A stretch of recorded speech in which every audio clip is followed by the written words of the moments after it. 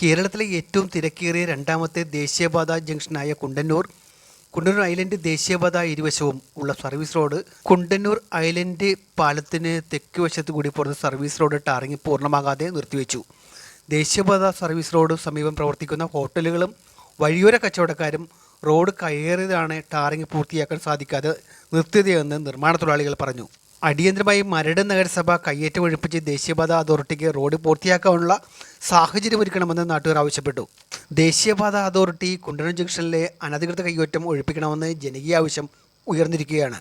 Kundannoor island പാലത്തിന് സമീപം അനധികൃത പാർക്കിങ്ങും റോഡിൻ്റെ വീതിയുറവും മൂലം ആണ് നിരന്തരം അപകടം സംഭവിക്കുന്നത്. ദേശീയപാത റീടാറിങ് ചെയ്യുമ്പോൾ ഇരുവശവുമുള്ള കയ്യേറ്റം പൂർണ്ണമായും ഒഴിപ്പിച്ച് റോഡ് സമ്പൂർണ്ണമായും വീതിയിൽ റീടാർ ചെയ്യണമെന്നാണ് യാത്രക്കാരുടെ ആവശ്യം. ദേശീയപാത അതോറിറ്റി ഓഫ് ഇന്ത്യയുടെ നിസ്സംഗതയാണ് വഴിയോര കച്ചവടക്കാർക്കും ഹോട്ടലുകാർക്കും യഥേഷ്ടം കയ്യേറ്റം തുടരുവാനുള്ള സാഹചര്യം ഒരുക്കുന്നതെന്ന് വ്യാപകമായിട്ടുള്ള പരാതിയാണ് ഉയരുന്നത്.